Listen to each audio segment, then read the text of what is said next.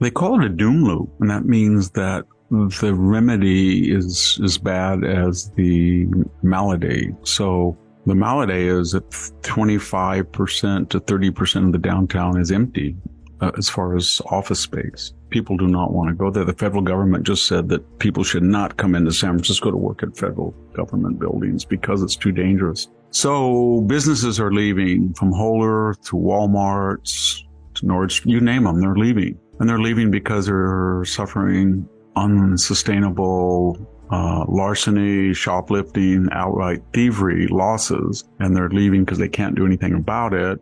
And they're leaving because the police won't come or can't come or there's not enough of them. And so the revenue is leaving. And it's not a question anymore of defunding the police. It's funding the police. You don't have any money. So how do you stop the doom loop? Do you raise taxes and then you further alienate businesses? Do you borrow the money to hire policemen to Gavin Newsom, right, that you bring in the National Guard? Imagine a guy running for president that was mayor just recently of the city, and now he says you have to bring in federal National Guardsmen to keep the order when he was the mayor. And he won't voice one word of criticisms about the policy that he or his successors embrace that caused this problem. It's not like this is El Paso, or it's a place where, Lincoln, Nebraska. I'm not making fun of those places, but as far as the weather and the scenery and the ocean, it's a beautiful city. So it's very hard to destroy it. And yet they did it in just 3 or 4 years, which is something. They did the same thing to Portland. They did the same thing to Seattle, Minneapolis, Los Angeles. They do it to anything they touch. They have the Midas touch. And what do you mean by that, Victor? I mean, they raise taxes on the people who work and play by the rules. They pay the taxes. They insult them. They glorify or romanticize violence. They have decriminalized the legal code. So if you steal under $950, you can do that every day. And it's just going to be a bunch of misdemeanors and they're not going to do anything to you. They make fun of the people who play by the rules. They have no respect for human life. And the only thing that's weird about San Francisco and Los Angeles, these places, they keep attacking and insulting the productive element of society.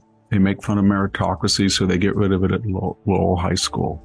They make fun of classical art, so they wash over murals. They pass laws that are so restrictive that no one can follow them who wants to build a home or improve or remodel his house. They have a bill in the legislature. They're going to strip the right of individual elected school board members to remove obscene material because they quote, it's supposedly quote unquote inclusive.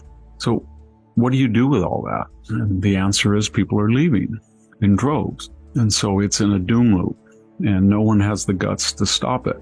They know what they're doing. They recall Mr. Boudin and London Breed, who was caught like Newsom without a mask as she hectored everybody to wear them, is saying now she wishes she could lower taxes. But they killed the golden goose. And it's a miserable place to live. So if any of you are listening and you want to go to downtown San Francisco, how do you get there? You take the Muni or the BART and you want to know if is it dangerous? Well, they will not release videos of people who go out and attack people because that might stereotype the criminal so that you could, I guess, profile them. Can't do that. So then you're going to say, I'm going to drive to San Francisco, Victor. Yeah, okay. So if you park anywhere near the downtown, somebody's going to break into your car and steal everything, and the police are not going to come. Well, I'll roll down the windows. Maybe they'll just rifle through it. Well, I'll open the glove compartment. I'll open the trunk, too. And I'll put a sign saying, nothing's here. Well, that might work for a while. And then what are you going to do when you park? You're going to go into your building. You're going to step over some homeless person that is a victim. And if they stand up and say, don't get near me, and they come at you drug-addled, what are you going to do? You're going to push them down, push them away, call the police? Or as you're going into your office, you're stepping and you smell something, you look at the bottom of your shoes and there's human excrement or a piece of drug paraphernalia, a broken needle stuck to the side of your shoe. Is that what you want? Everybody says, no, I don't need that. Not with 13.3 income tax rate in California. What's very funny about these people is they created all this. And they made a desert, as I said, and they called it civilization. And now they don't want to live in it. And they don't wonder what's wrong. And then they wonder why people don't like them. And so that's how they think. And they're in a complete bubble. There's a backlash against all of this. Trump is part of it. He's not it, but he's part of it. And the left just keeps pushing. The final arbiter is always reality.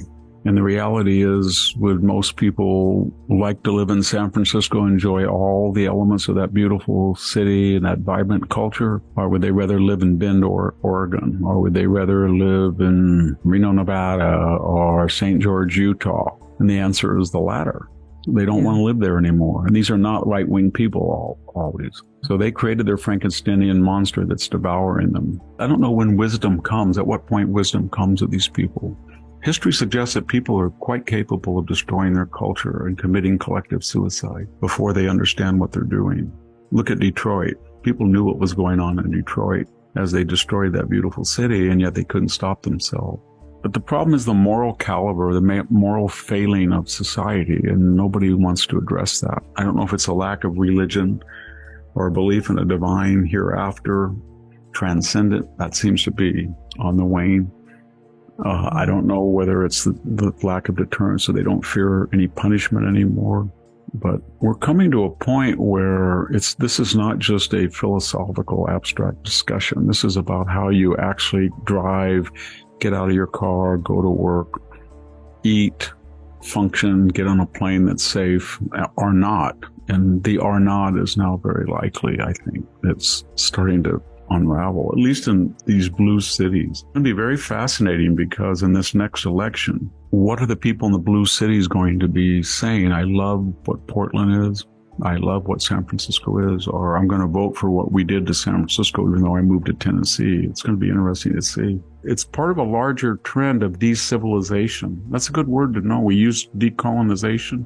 Let's have a new word called decivilization. And it's everywhere with the left today. Smash and grab. Soros prosecutors don't decriminalize the statutes, defund the police, turn over large swaths of the inner city and downtown to homeless people, and let's get rid of natural gas. Let the Chinese build coal plants at 2 or 3 a month, but we'll cut back on clean burning. That's what we're doing. And you can see it in our schools where there's a new math statute that says basically we're not going to teach algebra in these hard courses because they're discriminatory against people of color. We'll go back to math as it existed in 1850, and that will be really good.